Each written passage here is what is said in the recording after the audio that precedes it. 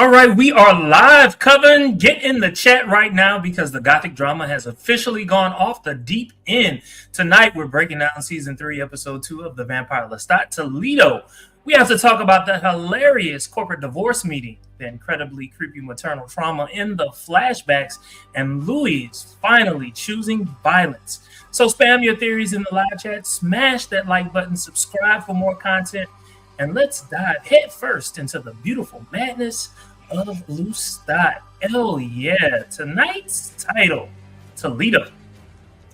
Toledo, my goodness. So we have Lestat, who is still on this rock tour, but he takes a detour with his mommy, his fledgling, and gets into some debauchery in Toledo. Okay. All right. So let's get started. All right. So when Mortal Lestat is severely beaten by his older brothers, Gabriella doesn't try to protect him. She just keeps reading her book. Is her passive detachment actually more damaging to Lestat than his father's direct physical abuse? Let's start with Corey first. No, because I think she's calculating, and I honestly I think that is who she is. But I will say that it's damaging in the fact that she's not nurturing and protective. But because, they're well past their human, connection, and they've evolved into something different, I don't know if you can judge it with the same judgment that you would a mother-son relationship, right? Since he gave her the dark gift, so to speak, I don't know if those same rules apply. And I do think that if it came down to it where she really needed to be there for him, she would, because she said as much. I can't remember the exact phrasing of the line, but talking about, I've always been there when you really needed me. And she mentioned other times when, she had to come and quote unquote rescue him or save him, so to speak. And maybe not in a physical sense, but kind of as a shoulder to lean on or whatever. Okay. Elia? So, to me, this is a very loaded question. I think this is more of a trauma bond between he and his mama, more so than it is also definitely a passive detachment that the mom has just in general, not just with Lestat. But, oftentimes you'll hear people say physical abuse, can be fleeting. The mental ramifications of what happens to us sticks with us. So I don't know how to put it in a measurement, but I will say I feel like his relationship with his mother, albeit she is there and showing up for him, is very unhealthy. Yeah. And nasty. Because, he doesn't have those. It's very nasty. It's grotesque. It's absolutely disgusting and filthy, but it makes for great reading, great TV, all the things. It does. But he's not that invested in his father, in that way. The mother has, I guess, more of an ability to hurt him because he does at least have some affection for her. Right. Exactly. I was gonna remain quiet, but like you hit on it like right then and there, because she had a relationship with him that he didn't have from anybody else. He didn't have a relationship with either of his brothers. He didn't have a relationship with his father. He did have a relationship with his mom though, and the fact that he's being beaten by his brothers, and she just grabs the book and she starts reading, like that's like, I don't respect you. I don't like you. I don't love you. You gonna get it like you gave it. You know what I'm saying? It's like, I got nothing for you. When, however, it was time for him to he needed money for something, she took her jewelry off and threw it. It's like, it's mixed messages. It's like, what are you doing? I don't know where you're coming from, and I don't know what to do with this. So yeah. I think some of it could be also her unhappiness with her station in life, and she's just so disgusted with everything and the whole situation and the cabbages, right? I mean, just cabbage, and that's how I feel sometimes talking to people. That's how you feel sometimes. Just must stop calling them cabbage. The cabbage, nothing up there, just cabbage. My new coded language, cabbage. Okay, all right. Let's move. In the wolf healing scene, Gabriella rubs ointment on Lestat's wounds while detailing her explicit sexual dreams of freedom. I want to get your thoughts. Do you agree that this spousification drew the exact map for Lestat's adult trauma, ensuring he would only chase emotionally unavailable partners? I think it is. I think it's foreshadowing, right? I think it's a little bit of foreshadowing from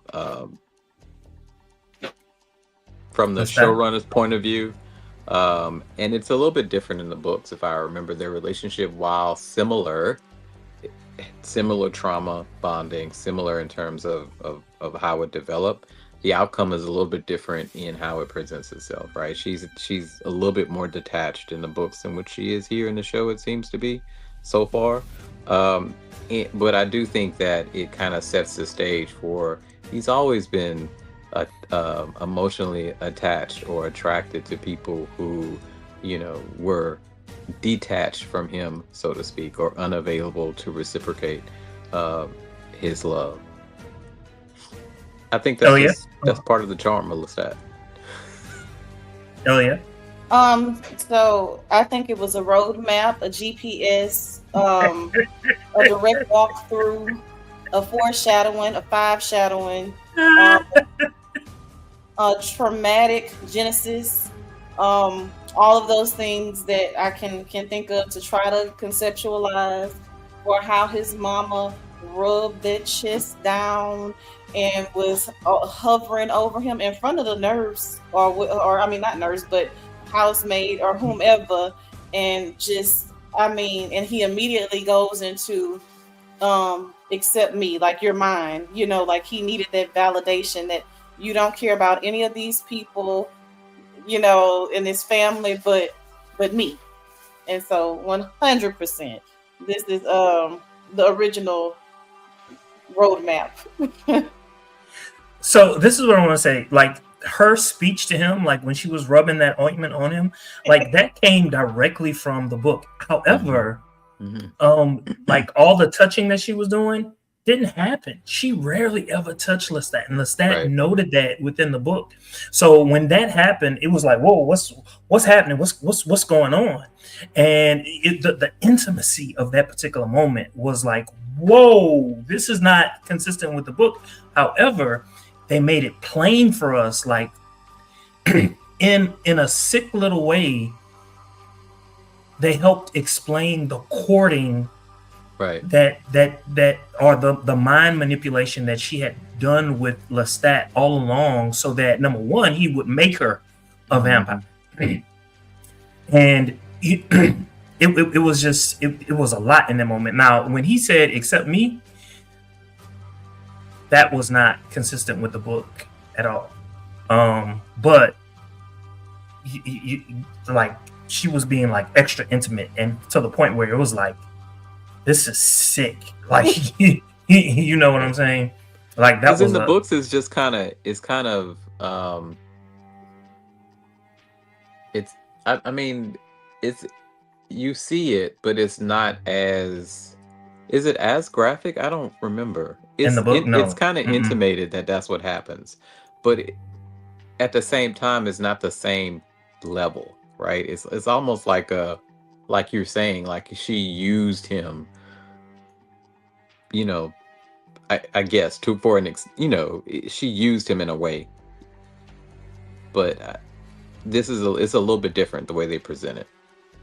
I guess the purpose of it is to show the relationship between Lestat and the mom. I think that's the whole purpose of it. The whole purpose. Whole purpose. All right, so let's move. In the present day, Lestat justifies sleeping in a shared grave with his mother and murdering his family by playing the incest is mathematically inevitable card. Is this the ultimate form of self-delusion, or does "it's different for vampires" actually fly here? Let's go to Elia first. How can you be Lestat and not be to some degree delusional? Step one. And it's different for vampires is just saying, hey, we didn't go all the way. We only did this. You're minimizing. You are 100% minimizing it. Look, I get where they're trying to spin this narrative. Forever is a long time. We're immortals. You're not really alive anymore. You're a whole new creation or whatever. I'm still feeling like, no, it's cringy. There's too many other immortals that you have access to. Mm-hmm. Where it doesn't have to be your mom, even if she's your fledgling. That's still a little weird. It is a little weird. It is. It's one of the more weird parts of the mythos of the Vampire Chronicles, right? But it serves a bit of a purpose to an extent. It just kind of shows up how messed up Lestat's upbringing was, right? And we haven't even met Marius yet. So I mean, so. And I guess, within the realm, if we want to really take it there, of, like you say, the whole mythos and being a vampire and all of that, they drink blood for a living and blah, blah, blah. So all of it's really nasty anyway. But, there has to be somewhat of a line. Either way, doesn't deter me from watching it at all. It doesn't. It doesn't. I kind of, do y'all think that she's going to be a heavy presence, or do you think she's going to be one of those characters that's heavy in the first 3 to 4 episodes and heavy in the first 3 to 4 episodes, and then we don't see her because the story kind of progresses a little bit further, and we may not see her again in the series? If they follow along with the book, we're gonna see her all throughout this season. I'm assuming that this season is gonna be half of the Vampire Lestat, and the next season is gonna be the second half. So we're gonna see her all throughout. We're gonna see her all throughout. Or this is Vampire Lestat, and then Queen of the Damned next season. Do you think we'll see Akasha this season? I don't know. I'll be honest with you. It seems like this season they are merging Queen of the Damned with the Vampire Lestat. It does. Seem like those two books kind of rolled into each other, and so because the story that they're telling with the awakening of Akasha, they haven't gotten to that point yet, right? But that's what they're getting to with his music and etc., right? Yeah, technically, she has been awakened, but we don't learn that. We don't learn that until Queen of the Damned. Correct. Unless they leave it as a cliffhanger into the next season and kind of weave it in right at the end. Mm-hmm. Yeah. In which case, Gabriella will be there. She will be there. Mm-hmm. Books, girls, and purrs. Hey, no, his mom's badge is not the ocean. He said, "My penis is the boat." That was funny to me. All right, so for the two of you, I have a question. And I'm gonna read the question. I'm gonna give you some time to gather your thoughts. But while you're doing that, I want people at home to basically I want people at home to answer this question. All right. Basically, so I'm giving you some cliff notes, if you will, to kind of help you out as you think about the question that I'm going to ask. All right, so those are your cliff notes, right? And this is your quote. Well, maybe I should take this down. You all can't see that. All right. So, sound off in the chat. Do you think Gabriella genuinely loved Lestat, or was she just using him as an escape pod from her cabbage life? Let us know in the chat. All right. Now, to the two of you, let's see if I can do this. Nah, I can't. All right. This is the question that I have for you. It's real simple. Does Gabriella's cold neglect and emotional manipulation make her the true architect of Lestat's adult narcissism? Does Gabriella's cold neglect and emotional manipulation make her the true architect of Lestat's adult narcissism? Let's go to Corey first. I'll say intellectually, because she put her and his intellect far that above his father and siblings, and kind of she promoted that instinct based on what we saw in the show, right? Or what we've seen in the show so far. You know, they had a understanding of literature and things that the brothers and the father didn't really care about, right? And you could see that they're suggesting that, right? I won't say she's the builder, but she laid the foundation. I think who Lestat is several layers upon layers upon layers, and each layer is built by a different person. The founding layer is his mother, his mother, and then his maker, right? And each subsequent person that we meet that has a defining role in his life kind of adds to the complexities that is Lestat. Oh yeah. Beautifully stated, Corey. I'm gonna pull Brittany and say what Corey said, but I do want to say I agree with everything Corey T said. But I do want to say I'm always gonna go back to childhood trauma. So I'm gonna say yes. In essence, she was a part of that, but not single-handedly. With him becoming the narcissist, his father as well. You mentioned his maker. 100%. He was failed in his human life and in his immortal life. And so, you know, how his mother and father handled him, how Magnus handled him, like Lestat didn't stand a chance. He really did not.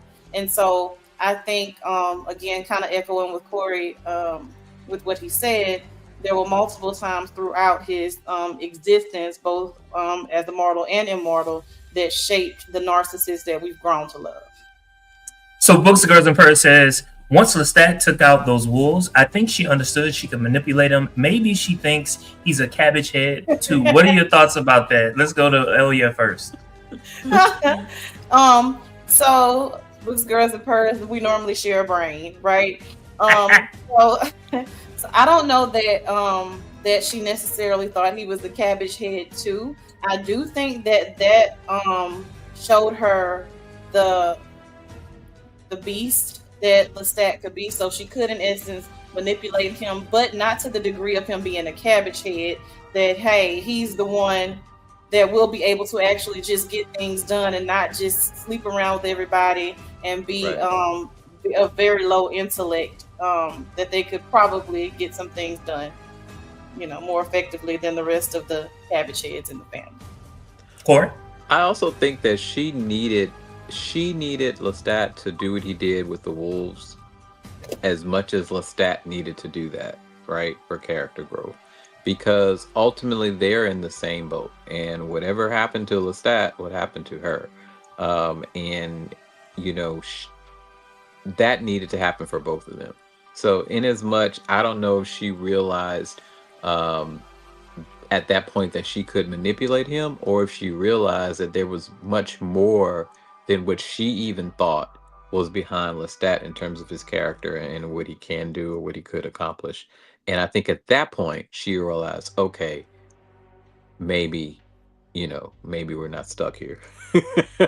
And it's an opportunity for him to get some respect in that village or township or what have you, because he got absolutely none in the home. Correct.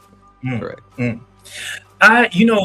was great to me about what I saw this particular season, they made Lestat a stutterer, which is not consistent with the book. But what it tells me is that Lestat was willing to overcome. He was, and that's basically like a mental illness, right? And without formal training, he was able to overcome. He wasn't 100%, but by the time he became an adult in his 30s, he had overcome his stuttering, right? In addition, he became the man of the house by supplying. The books did a much better job of explaining this. They had no servants whatsoever. He's taking care of his dad. In the book. He was providing them with food, right? And yes, they were over the land. His dad was a Maquis or whatever. They were over the land in that particular area, and it was their job to protect them from the wolves. And who stepped up? The dad was afraid. Like it was clear the dad was afraid. But Lestat stepped up, and so he's providing food, he's providing safety, right? Lestat was the caregiver, if you will. He was the man of the house. And so in my mind, I'm thinking, okay, so what would she think, right? And you got to understand, Lestat was the youngest brother. He's the absolute youngest brother. Lestat had no title. He was just of noble birth, right? He had no title whatsoever. And he had risen himself to that particular stature. He outshined his dad, right? And that was the son that she favors. So she's gonna put all of her everything into him. And come. It's like I kept snickering when you kept using the word overcome. I'm like, oh yeah, that's happening. That's happening. All right, so let's move. All right, so a little later, and I love it, the Thomas Pitt of it all. I absolutely love it. So Louis meets Lestat around a conference table using the fake name Thomas Pitt, which is a big Easter egg. That basically references Brad Pitt and Tom Cruise. He buys Lestat's trashed hotel hallway and claims 45% of his merch sales. Is Louis channeling his unresolved romantic longing entirely through capitalism, or is he genuinely trying to move on? What are your thoughts? I'm going to go to Corey first. What are your thoughts? I don't think he's trying to move on. I think... Say it louder, Corey. Say it louder. If you're really trying to move on, why not just make a break? The easy answer is there was money to be made and I wanted to make it, right? But the real answer behind it is I want to still have some sort of tie to you, right? We have a past, we have a history. I still have a connection, and I want to still have a connection with you, because if you did not, why not just go to the other side of the world and completely do something different? Ignore Lestat and all the things, right? That was also an option, right? But you're back in the States here in the story, right? And you're invested. It's like a game. It's almost like one of those stories where you have a couple that's been together for a long time and then they break up, but yet they're still either friends or they're in group friends, and they keep parading their new partners in front of the other in hopes of making them jealous, right? Oh,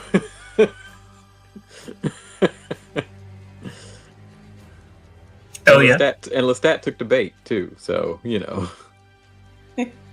Listen, I'm all for the capitalism, because as his I don't know what the guy's function was, because initially Louis was saying 40%, and then he was like, no, 45. No, first of all, you are not that in love with Lestat's music, merchandise, none of that. You are not that invested in that. It is 100% just a way to stay attached to him. And what better way than for me to have a huge stake in your business that you didn't even know about, by the way. You just signed the shit. And then you want to get upset and flash out Lestat when you realize this man got 45% invested in your merchandise. You do not want to let that t-shirt that bad. You don't. You want to be levitating with your French white. You are nowhere trying to get over Lestat.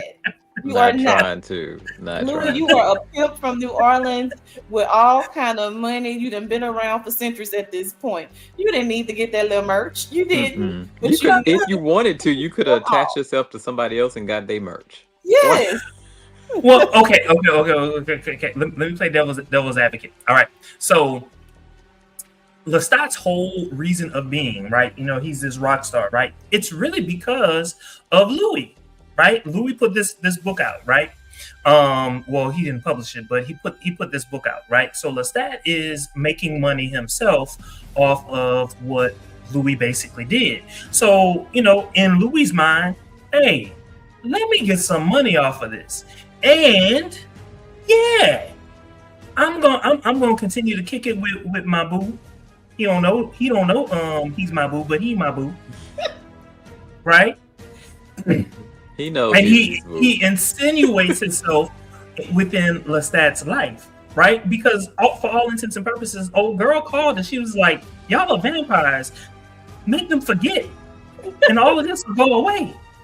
And at that point, the jig was up, and so Louis was just like, that's when he put his hand on old boy, and I was just like, oh. It was warfare. He was doing this. He was literally taunting Lestat, and it was so funny. And he sat there as cool as a cucumber. Oh, 45? Okay, well, 45. I would have jumped across, and as theatrical as Lestat is, I am surprised he didn't snatch Louis' ass back up into that sky, and it'd be up and stuck again. Or Lemuel. Snatch Lemuel ass, because he had no business being as cocky and as cute chocolate as he was, sitting there next to something that he ain't really know nothing about, claiming it like it was his. What you call him? Cute chocolate? Ooh. Cute chocolate. Books, Girls, and Birds says, "Oh, I love that scene. Pimp Louis learned from his sister daughter Claudia and stayed 4 steps ahead." Do y'all agree? Yeah. 45%. He did. I mean, Lestat didn't even know. I mean, that's how much he really cares about what he's doing. He just kind of bored, and he just narcissistic you are. You are so self-involved. You don't even know what's really going on. You this a hobby for you, something for you to do. Y'all read this from Books, Girls, and Birds. She says Louis trying to give mental health advice is hilarious. Louis, you know you've been hallucinating that man. 100%. 100%. That's a yes, shame. Indeed. Yes, indeed. Yes, indeed. All right. So during the concert, let's just move ahead just a little bit. During the concert, Lestat literally slows down time, levitates to Louis' balcony, sings "Why Do I Have to Feel?" and flings the memoir back at Louis' face. Why is Lestat so incapable of having a private conversation? That wasn't private? I mean, nobody else saw it but Gabriella, and she only saw it because she was a vampire. Daniel saw it too. Well, I mean, they don't count. They don't. Listen, I'm slowed down time. It has if there aren't the theatrics, it is not Lestat. Correct. Right? But a private sit down. Oh no. I'm gonna flex my power, bitch. And I'm gonna show up as a Virgo on your dog ass and show you all the places you went wrong in this book. In this bull. And then tell you what you could have had. Well, let me ask you in a different way. Why does he have to turn his heartbreak into a stadium-sized spectacle? Because that is who he is. Because he's a narcissist. That is who he is. I mean, that is Lestat. He turns everything into a production or a show. I mean, look at the trial back at Theater the Vampire. But why? Because he's seeking attention. Why? Because he lacked support growing up. There we go. Hey, look, I will stop this whole show just because you hurt my feelings, bitch. Right. And I could have wrote all of these beautiful songs about you. I thought it was almost heartbreaking when he was on that stage and he was like, "Why do I have to feel?" And I was just like, "Oh shit!" It was a good song too. And then he threw that book. I have notes. But check this out. Louis was unmoved, unfazed, unbothered. I said, wasn't that the sexiest thing ever though? He was just sitting there looking like, You want me? You want me? You still want me, baby. It's that quiet, arrogant confidence that's just like, I know you still want me. I think both of them are kind of a little bit of a narcissist in a way, yes. Right? Louis gets off on it. Louis does it in a more subtle, like it stings just as bad, right? But it's subtle, like just enough to piss you off. You ever like meet that person and they want to scream and holler in your face, and then your rebuttal is just so calm to where it pisses them off even more. Mm-hmm. I'm notorious. for being calm and being like, well, okay. Love it. I love That it. makes somebody want to fight you. Bash my head in. Right. All right. So you all have kind of answered this, but this is more for everyone at home. Is the conference room scene actually a brilliant toxic form of relationship therapy, or is Louis just being the ultimate petty ex? So if you're at home, is the conference room scene actually a brilliant toxic form of relationship therapy, or is Louis just being the ultimate petty ex? And it looks like Corey is thinking. Corey, what are your thoughts? I think it's both. I think he's being petty. I think that he's being petty, but it's also therapy, right? They got to get it out. They got to get the emotions out. They got to get what they're feeling out, some kind of way, right? They got to get it out. They got to express. There's a line in Queen of the Dam where it talks about, someone said something about forgiveness. And I want to say that Lestat said vampires don't forgive or forget secrets. We harbor them, right? We harbor regret. We harbor secrets and things like that. And they don't, right? And so this is a way for them to express. I mean, they have a millennia to replay and digest, and how else are they going to get it out? Hell yeah. This was 100% both. I agree. This was mediation. This was litigation. Right. This was I want my lick back. This was Right. all of the things wrapped up in a nice little bow and beautifully displayed. And I'm glad that other people were there to see it. Right. Speaking of other people there to see it, let's talk about Gabriella. What did you think she thought when she saw all of that just happening? She was curious who the hell this is, right? Who's this other person that has their ties into you that's not me? Okay. That's getting close to it. Hell yeah. What are your thoughts? This was way too much interest in a person that is not of importance. So I think I'm gonna be around for a little while. Right. I need to see what's going on. Yeah. To the point where she took that man picture. Did. To inquire about him. Oh, just to throw it in his face too. Who is this? I'm trying to tell you. Boo's Cousin Purr says neither. It's foreplay. Ooh. Oh, more foreplay. They did get all worked up. They did. They did, and then went to go kill a bunch of people later that just wanted to have spaghetti. Wanted to just go eat some spaghetti and meatballs. Oh yeah, I missed something from earlier. I'm sorry, Boo's Cousin Purrs. This is from earlier, the conference room scene. Lestat and his draining system didn't know. That is draining system. He need to get the plumbing fixed, okay? Because they not working for him. How y'all don't know about this 45%? Well, anyway, I'm gonna leave that alone. I think Lestat was talking about something else, but anyway, let's move. All right. How do you feel about the band members' reaction to Lestat being a vampire? What you expect? I mean, you absolutely expected some of them to be terrified and run off, but then others thinking that, oh, this is an opportunity, right? I mean, in modern society, I think that's exactly what you would expect. I found it quite comical. Yeah, it's funny. Very realistic, like Corey said, very, very realistic reactions, but very comical, down to him, do you have the fire gift? I love the fact that he was referencing the book Interview with a Vampire. It was like, as much as Lestat called him stupid like twice, he's stupid, very stupid, and then he's the only one who actually read the book and like he knows what's going on. Yeah. So TC immediately makes a Twilight baseball joke.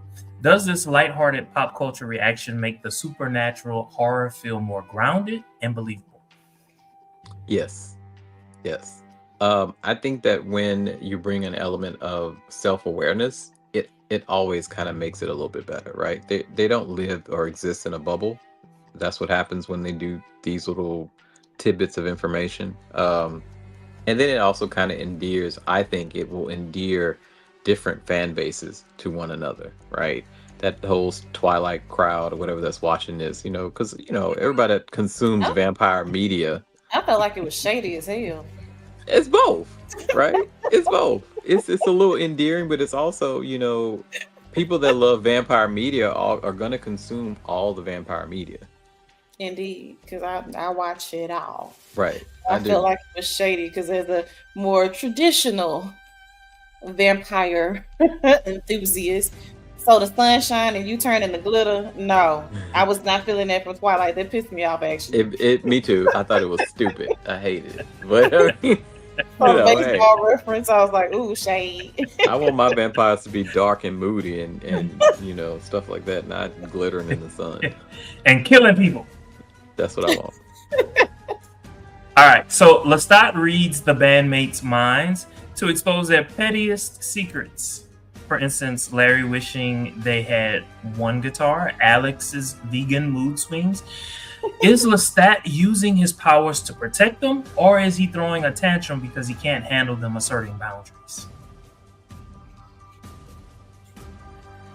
I think he's showing them the extent of his power. I think he's showing them, hey, I know these little secrets, these things that you say about you. You doubt me, you doubt who I am, here's proof of my power, etc.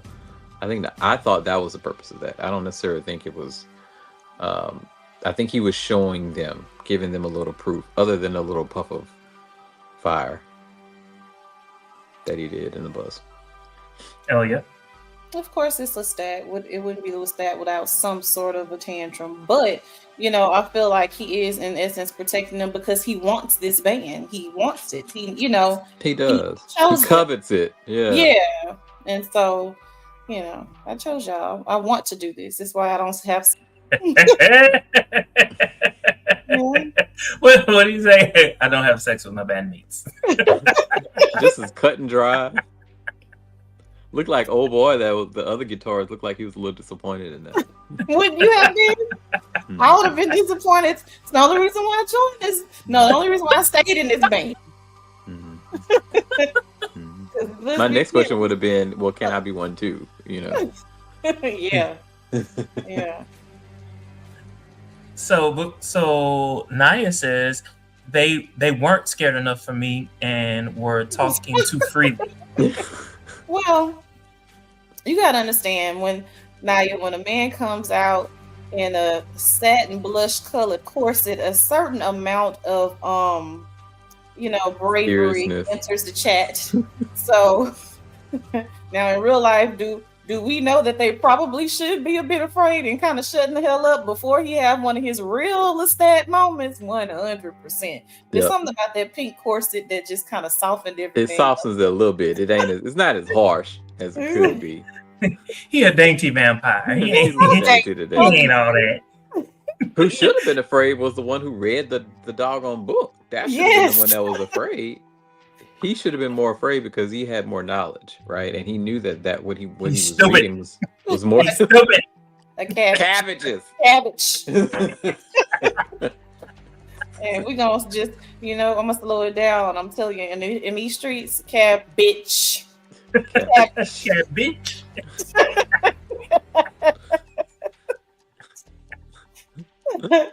So Books Gerstenberg says Salamander was so disappointed when Lestat said he doesn't sleep with bandmates. Yes. His feelings were so hurt. Yeah. Yeah. I think I would have been too. It's like, oh man, shoot. I know. I do think though, I think there is something to be said. I do think that Lestat was protecting his bandmates. He believed at that particular point in time that Akasha and Ankle wouldn't have risen, and probably the only person that he would have to worry about is Maurice. And so he could handle everybody else, thinking, maybe they would come at him one-on-one, not thinking that they would, tag team or whatever. Yeah. So I do think, there's something to be said about that. However, I also think that Lestat doesn't understand people's boundaries. He really he doesn't. He like, no, I'm the one. I'm the star of the show. What don't you understand about that? I'm the star. Who cares about your boundaries? I don't know this. I don't know this word. What is this boundaries you speak? So let me ask, was that him reading their minds? Was that a violation of human boundaries? Yes, if you're not in a contemporary story about vampires. Yes, it is definitely violating their definitely without consent. All of it is violation. That's true. On so many levels, but that is also true. Drinking people's blood without their permission, and hunting people. The poor people that went to have spaghetti, they didn't choose to be eaten. Yeah. They didn't choose that. They didn't decide to go, we're going to Gino's, honey, and by the way, we're going to get killed while we're there. Lestat is neurodivergent as a vampire. He don't understand no damn social cues. He have no sense of propriety. No, this is it. So Nadia says you can tell he really likes them, which is nice because he always talks about vampire loneliness. Not to mention they might go to jail for murder as well. What are your thoughts about that? That's fair because they are wrapped up in all of this. They're wrapped up in everything that's going on. So I mean, they could go down with the ship, but at that point, I think that if we were about to go down with the ship, I think I'd be like, "Hey, turn me into a vampire so I can disappear." Except for this. So Daniel was recording all of that, right? So they learned in the moment, like what was what, and so nothing he had done all up until then could be pinned to them. Right. Now, the manager, different situation. She knew everything and was in on everything from the beginning. I like her. I absolutely like her because she does not worry about nothing Lestat has to say. She gives it to him raw and rough. And that's and what he it's likes it be. rough. And he does. And raw. And definitely raw. Does. He does. Y'all are funny. Y'all. All right. I've been waiting on this for a decade to come out. So feels like it, huh? 3 years. Naya has another comment. She says, "The guy who left, I think he might get turned, or he might be in danger. He's a part of Lestat's crew, and the other vampires are trying to kill him." What are your thoughts about that? Do you think that's a possibility? I think he may come back. I think he may weigh the benefits with the risk with the reward, and I think he may come back. If he does not come back, then I think that he will probably be killed. I'm not certain. I think that's a good question. About him maybe potentially getting turned. However, Lestat directly threatened him. He did. He directly threatened him, but I think he's gonna come back. I think he's gonna come back. I think he had a fairly normal reaction as well, though. Like, you know what? This is not what I signed up. I just wanted to make a bunch of shitty music and jam, and that's it. I did not sign up for the blood sucking contest. This is not what I signed up for.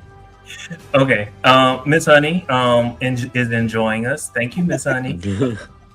Miss Honey. All right, would you? I'm sorry, Elia. No, I was just saying I love the spelling of the name. Yeah, Miss Honey. I haven't seen Ms. in years. I love it. Would you stay in a band with a literal rock star vampire if it meant 20,000 followers? I was kind of like upset about the 20,000. Like that's kind of low. Or would you pull an Alex and run? What are your thoughts? Say it one more time for me. So, would you stay in a band with a rock star vampire if it meant 20,000 followers, or would you pull an Alex and run? I do feel like that's kind of low, but I mean, I think the band is at its starting point. Beginning, right? They're fledgling, so to speak, for lack of a better word. So, at this point in time, they're not as successful. I think as the show goes on, they probably become more successful. If it follows anywhere like the Queen of the Dam movie, if they take any of that, because remember he was doing concert shows and all other kind of stuff, so like stadium shows in that movie. So I think they probably pull a little bit from that. I don't know if 20,000 followers is enough, but I don't think I would go anywhere. Look, there are several reasons why I wouldn't run. Right. Chief being the fact that he's a vampire. Rock star. I'm saying, hey, before we had the vampire rock star, how many followers we had? 0. 10. So, the 5 of us plus our one close friend. right, and we count the instruments. So Naya says Lestat threatened him, but also said he was the most talented, and Lestat loves talented people. 100%. So, yeah. Thank you for that, Naya. Miss Honey also says I'd stay, and I think Alex will come back just to be with his brother. What do you all think about that? The element of having his brother there, the brother who likes the limelight. I think that if your brother is there, I think you kind of want to look. I would hope that there's an element of, well, if I stay for anything, it would be my brother, so we could look out for each other. That's what I hope would happen, right? Because how else would you answer the question to your family? I know we're going well and beyond outside of well, what you mean you're not a part of the group? Your brother's part of the group. That's a whole conversation piece. That's a whole conversation that you don't need to have if you're trying to act like you didn't see what you saw. Hell yeah. I 100% think that would be the driving factor for him initially going back, but he also just loves the music. Mm-hmm. When you're an artist, that shit matters. And the spectacle too. The spectacle of Lestat. Like with him being a part of it, they're able to do things that they were not able to do before. And I don't know how you run from that. Mm-hmm. All right, so let's move. And I want to talk about the meeting between Louis and Daniel. So Daniel describes Louis in New York. Louis describes chasing Claudia into a diner, only to find that it was a lookalike. It was a total stranger. What does this tell us about Louis' current state of mind?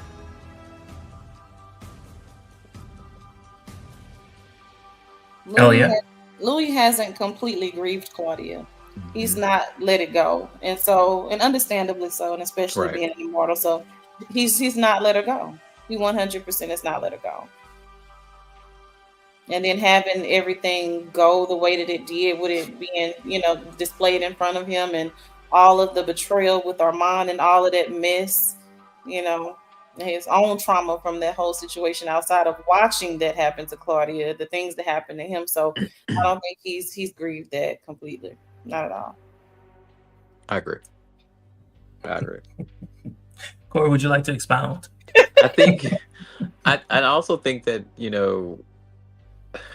how can you be over that, right? Especially from Louis' perspective, right? And the relationship and the bond the trauma bonding that he and Claudia shared over, the course of that season. I just, and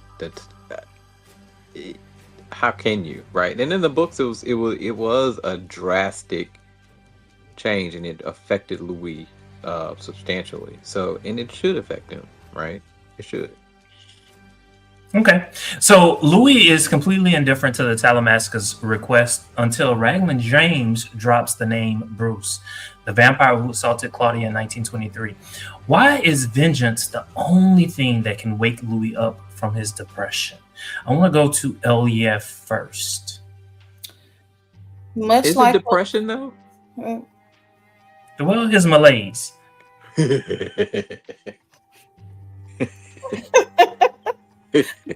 His period of discontent. Yes, 100% discontent. But much like him with Lestat wanting his proverbial lick back, Okay, vengeance. I had to watch this. This was done to her very violently, and I know the things that she wrote about that Bruce did to her personally. Mhm. This was my sister, this was my daughter, all in one. So um Louis, he just needs that push. He needs that push. Some people just need vengeance. And when it comes to someone like Claudia in his life, yeah, that's gonna 100% wake him up because she essentially gave him the strength that he needs to kind of sort of leave Lestat in the first place. And so I think Claudia kind of put more of that fighter in Louis as a vampire. Now we know that the way they have it in the show, he was, kind of a pimp and all these other things, and you couldn't look weak on in the red light district and all of that. But once he was turned and in love with Lestat, he was kind of soft in essence. And Mhm. Claudia gave him that dog, that vengeance, that want to fight. So, yeah. Corey? And not to mention that, it is just another piece of the past that he needs to deal with. It's just something else that needs to be taken care of on his journey to be made whole. Right. Whether or not he realizes that, I think it will do a lot to kind of bring him out his season of discontent, so to speak.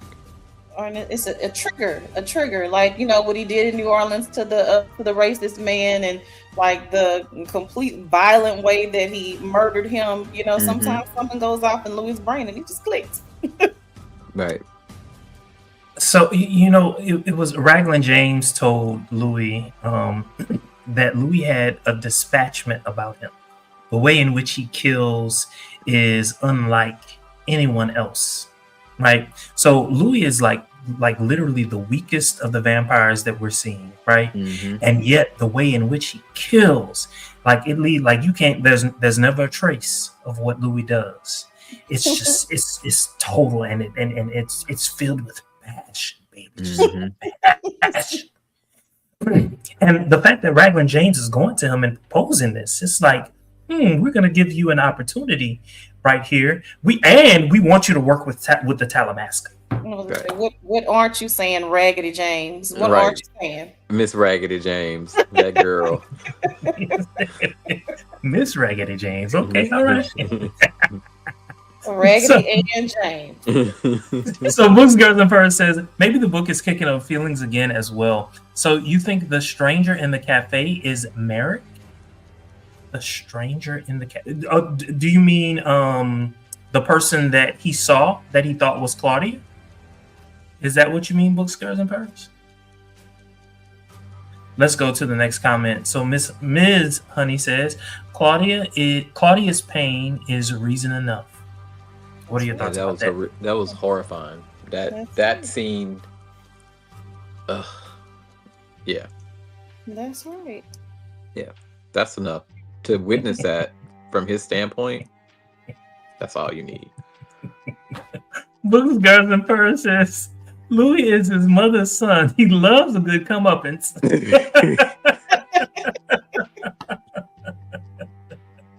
And to answer the question, yes, the stranger he thought was Claudia. I don't know. What are your thoughts? Who's Merrick? Who's Merrick? I'm in the middle of Merrick. Well, actually, I stopped reading Merrick so that I could go back and reread Lestat and so I don't know what the deal is. I didn't read Merrick. I think that was one of the ones I skipped over. I don't remember. It was kind of boring. Yeah, I didn't. I skipped over that one. So Naya says Louis is not wrong for cutting off Daniel. He's single-handedly destroyed 2 of his relationships. He thought the book would make him famous and have his daughters talk to him again. What are your thoughts about that? I'm sorry. It would have been put my glasses on. It would have been on site. On site. Daniel. On site. Okay. Daniel, you didn't become famous. You became infamous, you bastard. In fact, you was already infamous anyway. Mm-hmm.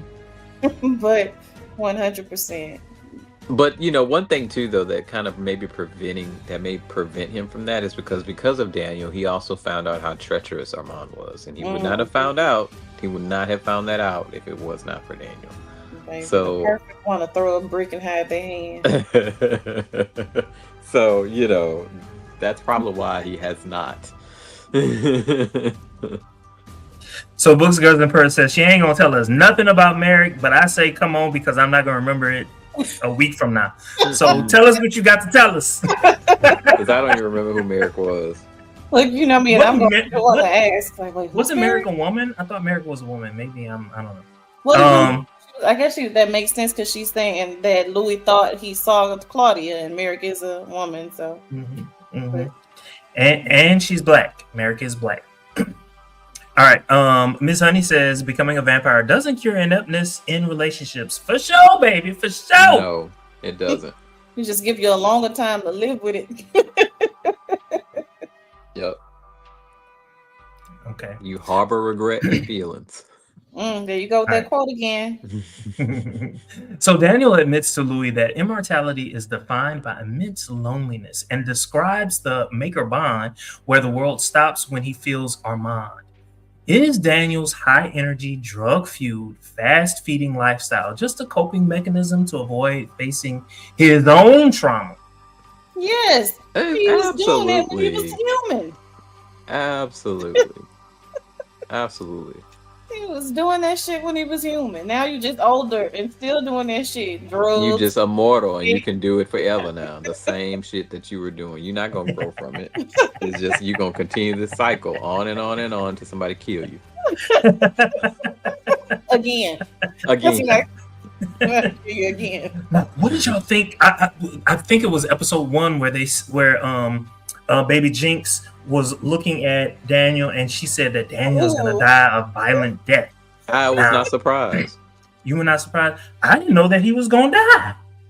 Well, so I can't recall. I feel like Daniel is a combination of a couple of different characters. Nah, Daniel is Daniel. Like he was completely made up? No, like his character. The only thing that they changed about Daniel is his age. Okay. Daniel was the guy that interviewed Louis. That's right. That's right. Yeah, I remember though. She's like, "Ooh, you gonna die real bad." But does he though? Like, I don't remember that. Maybe you hadn't read that particular book. What like book I hadn't read. I don't know. It's the whole chronicle. There's so many. It is, and I've skipped around. I didn't read in chronological order. I read them out of order. So Nadia says Daniel tells Louis that the world stops and all he could think about was Armand. She says that's crazy. Sir, that's his ex-husband. I did kind of think about that. Like, ooh, they all having sex with each other. And Louis is the connecting bridge. I would love to know what happens in between period. Like when that was happening, I would love to know what that was like. Like, hopefully we'll get like an episode where they explore that a little bit. Cause I'm curious, like what. Explore what exactly? Daniel and Armand. Oh, when he. Oh yeah. Oh, I bet we gonna see it. I bet we gonna see it. Yeah, I'm curious. Because they did a great job of showing when Armand was torturing his ass. Okay, so Naya says Daniel definitely hyped up Armand in the book because why are kids dressed up like him for Halloween and not Lestat? I didn't see that. Did y'all notice that? I didn't catch it. I didn't notice that. Oh my goodness! I gotta go back and watch it again. I'm gonna have to go back and watch that scene. That's a good one, Naya. If you caught that, that is a good one. Dress up like Armand over Lestat. Right? Because why? Please. As if. I don't know. Anyway, so Okay. Does the hunt for Bruce represent a healthy reclamation of Louis' agency, or is he just setting himself up for deeper psychological ruin? What are your No, thoughts? I think it's pure revenge. I think it might be cathartic in a way. I 100% think it would be therapeutic, and I 10 out of 10 recommend this course of action for therapy for Louis. And I want to see it violently. I want to see it take place violently. This is an apex predator against I wanna apex predator. It's an even playing field, so to speak. So yes, I think he needs this. I don't think it's going to set him back at all. Ooh, He let's had get it to these. coming. Let's get to these comments because Books, Girls, and Purrs. She dropped some gems. Ooh, the comments are coming. All right, so Miss Honey says the kids were dressed as Claudia, Louis, and Armand. Not Oh, Lestat, you missed maybe. that. Thank you, Miss Honey. I gotta go back and I gotta So watch from the this again. perspective of the book, I guess the book was written from Daniel to make Louis Lestat look like the villain. So I could kind of see where they would then, if I'm thinking about it, right? Okay, so do you mean the book that we read or the book that they have read in the show? So I am of the feeling and idea that they're one and the same, right? Like that. No, they're That's not. what I feel. I feel like that it's the same story, but it's coming from someone else's. It's another narrative of the same story. Okay, okay. I think That's how I think we're supposed to take it, but it could not be. It may not be. I think between the Talamasca and Daniel having their own rewrites because they did, right? Okay, well that is true. Right. So how do I say this? Daniel was highly critical of Louis. Right. Highly critical of Louis. Whereas the book made Louis seem, the book that we read made Louis seem like the sympathetic passive bystander of everything that was happening. But we didn't think that Louis was a liar. We thought, when we read the book, we thought Louis was telling the truth. The Odyssey of Recollection. Right. But look, I think that both things can be true. I think that we can be sympathetic, or the book that they currently have is sympathetic towards Louis and also critical of Louis as well. I think it could be both. I'm curious. I'm gonna write the show. I'm wondering if they'll answer me. I think once you read the Vampire Lestat, you're of the mind that, oh, Louis got some stuff right. Or do we just believe what Lestat says? Or what is the truth? Is the truth just how you see it? It's irrelevant. The truth is irrelevant. It is irrelevant. It is irrelevant. Okay, Trump. Because they're inconsistent. They're inconsistent narrators. Okay, let's get to before they get out of date. Let's read some of these comments. So Books, Girls, and Purrs says yes, and there were two Claudias, and it's the girl dressed up like Claudia that says she doesn't like Lestat, and as he closes the door on them. Oh, okay. I remember that, but I didn't put it together that she was dressed up as Claudia. The only thing that I noticed was, there's a lot of black people in the way he lived. That's the only thing that I thought. I was more surprised that he opened the door at all. And gave candy. I thought he would have gave Vampire Face something. Because when I was young, that's what people used to do. They used to try to scare us. Yes, and keep the candy. I had to buy it much. So Miss Honey says 2 little girls with Claudia in her blue stage show dress, and the other in her yellow death dress. Ooh, Thank Lord. you. Jesus. I'm about to go watch that again. She hated that. I'm about to go watch it again. Yeah. Well, And then and the Books, Girls, and Purrs says, plus we don't know if it's only the Dubai retelling or if Louis' 1973 version is mixed in as well. Oh, you know what? You know what? Because Louis admitted that when he told the story in 1973, he wasn't really given like 100% of the facts. You know what I'm saying? No, he wasn't. But the So Dubai retelling had happened because of the exposure of Armand too. So we got more story out of it and the recollection that happened in real time, right? Yes. So Mhm.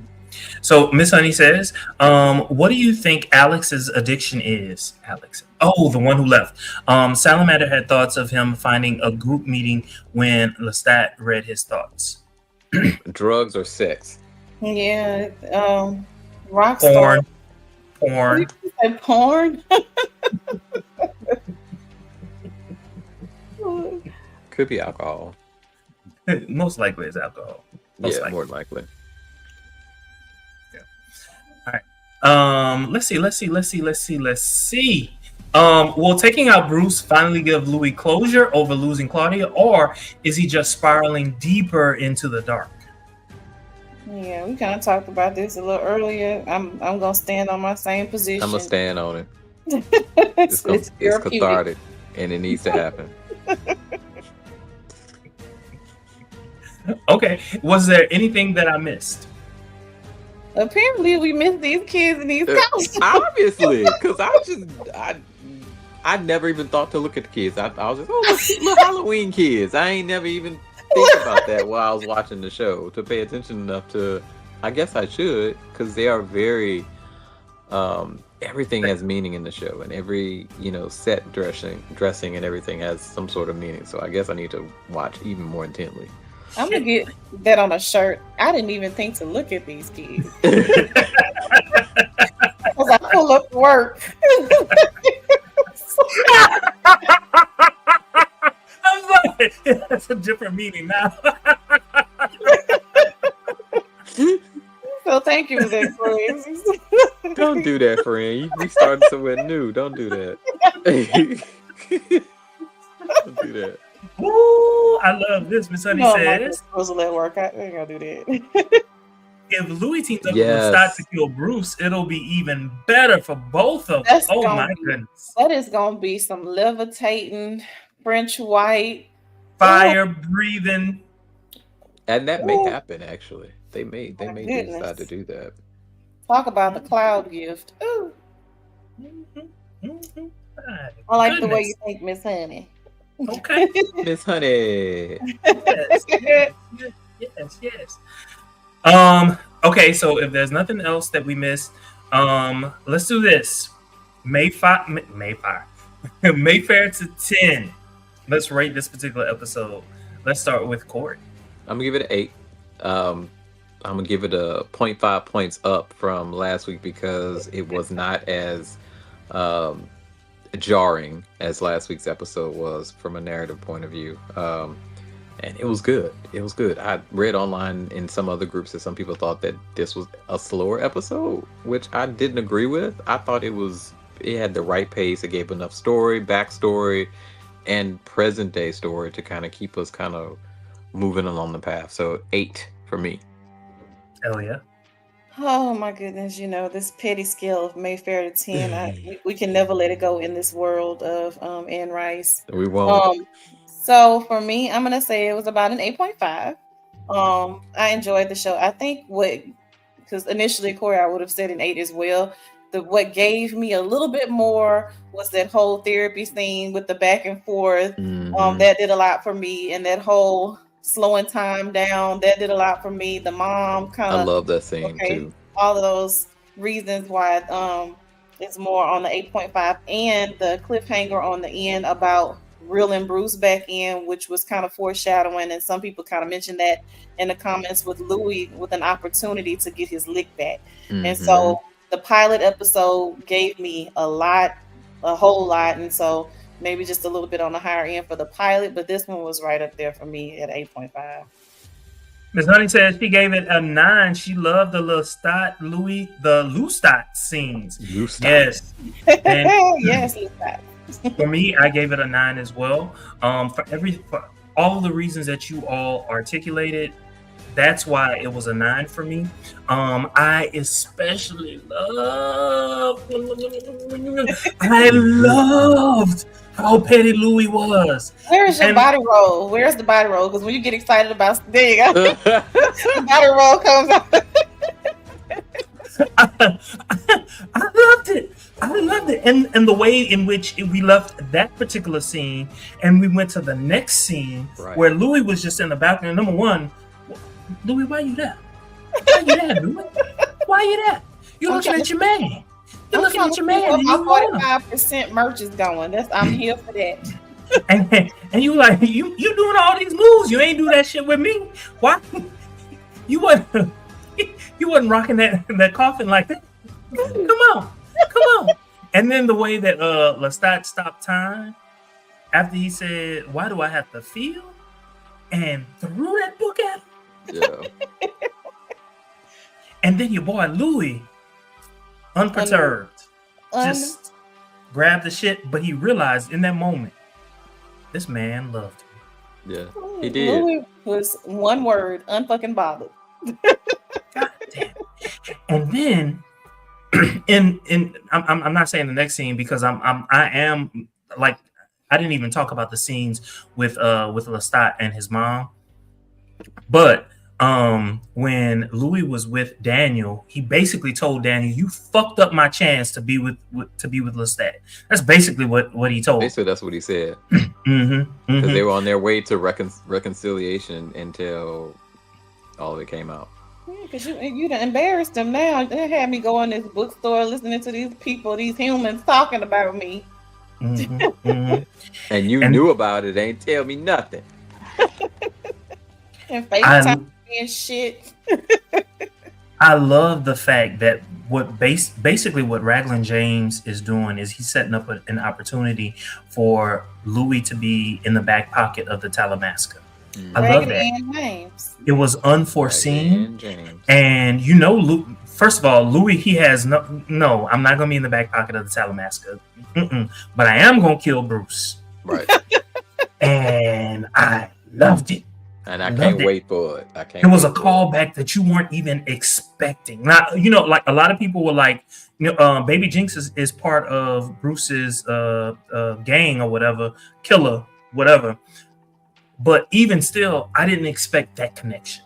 I thought Lestat would have found out, but it's actually Louis. And because Louis likes things to like slowly burn. Yeah. And I'm here for the slow burn. Yeah, Louis got some defiance about him. You see, he didn't join that coven in Paris. No, I don't want to do that. Sit, watch, read a book. Hated it. Okay, I'm not joining that coven. Now you're going back. Hated it. We're gonna give it 8 snaps in a twirl.